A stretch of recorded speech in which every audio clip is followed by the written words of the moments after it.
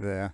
This is the Bracken Rig pub on the A592 overlooking Ullswater, and this is one of my favourite views in the whole of the Lake District. And ask yourself, does it get any better than that? Oh, sometimes. Yeah. Is that any better? I don't know. Looks pretty good to me. But it's missing something. What's it missing? It's missing a little bit of V4 roar. Where are we? There we go. That's what we're talking about. Yep, we've got the race cam back on, which is glorious. Not too bad for 19 years old. Right, let's crack on. Welcome to Riders Diaries.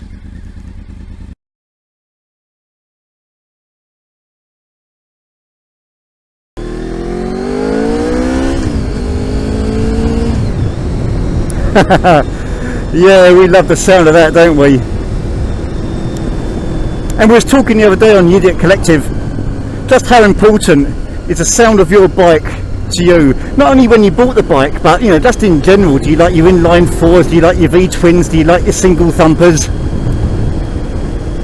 And I know back in 1997 I was tossing it up between a ZX6R, a CBR 600 and this, and in the end I went for this, basically because of that V4 engine. Not only the exhaust tone, but because it's got these gear driven cams. And that ties in a little bit what I'm going to talk about today, because one of the guys on the forum, Marty, or Voltnit as he is on the YouTube, has tagged a friend to talk about the 10 things that got you into motorcycling. Now I don't know if I can remember all 10, but we'll give it a go. And the first one was, when did you start motorcycling? Well, I started back in 1993, and I started in my early 20s in very much the same way as a lot of other people, I guess. A friend of mine, he had a little two-stroke trailie. A group of us went over an industrial estate and we rode it until we ran out of fuel. All very well and good. So I started back in 1993, but the reason I started motorcycling, and it's not the conventional reason, was because I was so sick of London transport. At the time, I was travelling in and out of work on the Central Line back in the early 90s. Now, for anyone who was in London at that sort of time may recall tube strike after tube strike. You know, there were no end of problems, stalled trains, doors that wouldn't close. And there was one particular time I was travelling from Bond Street to Newbury Park on my regular commute, and it took me like 5 hours to get home, and I thought to myself, this is ridiculous. And this is when one of my friends with the two-stroke clipped in and said, well, I tell you what, take over the payments on this. It was a KDX 125 Kawasaki. He said, take over the payments of this, chuck a couple of quid my way, and then for what you pay on a travel card, you can actually do the hire purchase on this bike. And that's how it happened. And at the time I said to myself, it'd only be for commuting, I wouldn't want to go above 40 mile an hour, and it's a means to an end and everything else.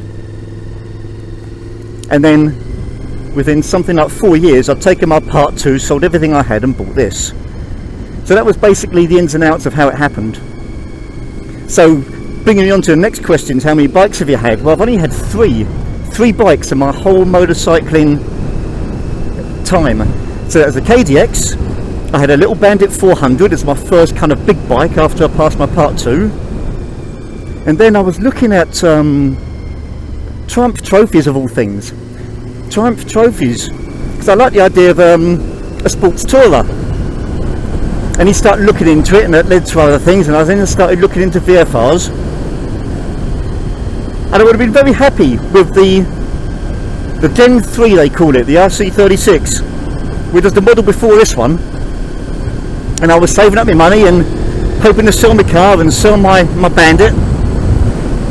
And then shortly after, they brought out the Gen 4, the facelifted RC36, which is the one I'm on at the moment, and that was so much better than previous. It was a little bit lighter, a little bit more powerful. It had floating discs up the front. It had this lovely swoopy bodywork that was inspired by the NR750, the oval piston design bike that Honda brought out a couple of years earlier, and I just loved it. I thought, okay, that's my bike choice made. Don't want a Triumph Trophy anymore, I want a VFR 750. And that was it, 1997. I said, if I buy this bike, I'll never have to buy another bike ever again. It's a do-it-all bike. And here we are, 19 years later, and it's still all true. So there we go, started in 1993. First bike was a KDX 125. And I've only ever had 3 bikes in my life. There's a whole bunch of other questions, and I might have to splice them in as and when I remember them, because I don't remember them right now. But one of the other questions was, why did you start vlogging? Well, the whole point of doing video logs on the bike was to get me out on the bike. When I was using it for the commutes, you know, I had to use the bike. It was, you know, the whole reason I got it.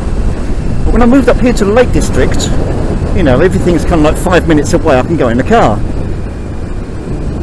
So I didn't really need the bike anymore, but I wanted the bike. One of the things I love about the bike is it's a lovely possession to have.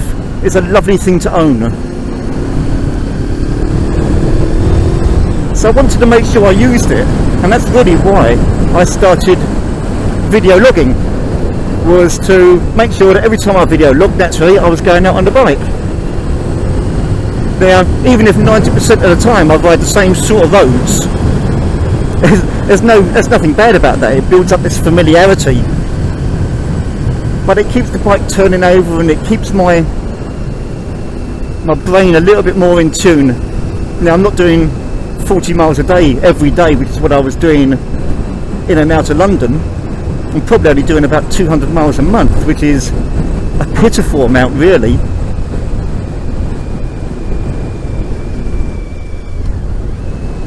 But hopefully it's something we can keep going. There's no reason to stop. The bike is going to last a lot longer than I am, and there's no bad here, there's only good.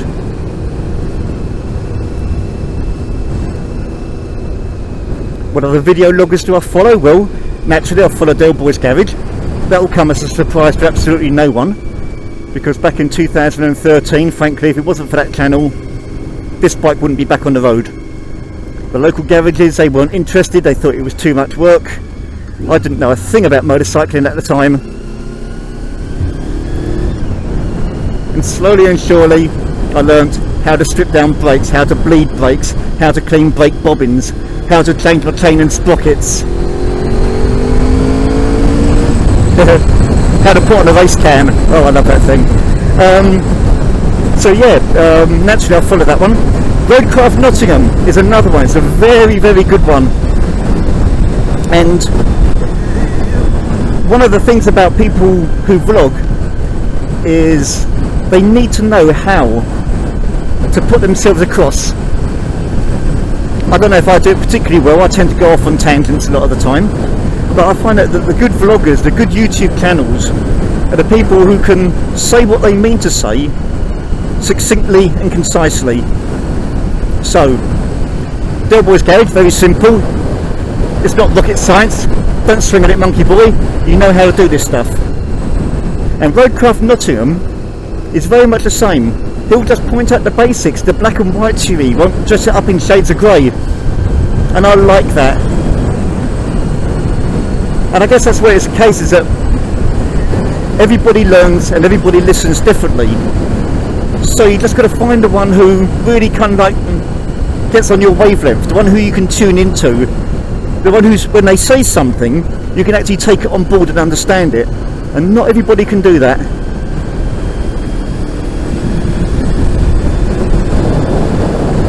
And then on Music Collective, we've got our own forum with our own video page, and basically whenever everybody puts up a new one,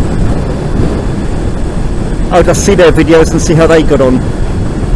if it wasn't for things like that, I would never have gone to St Mary's Lock last year. I would never have known about the Applecross Pass. And I'm not ruling it out yet, but the Jurassic Run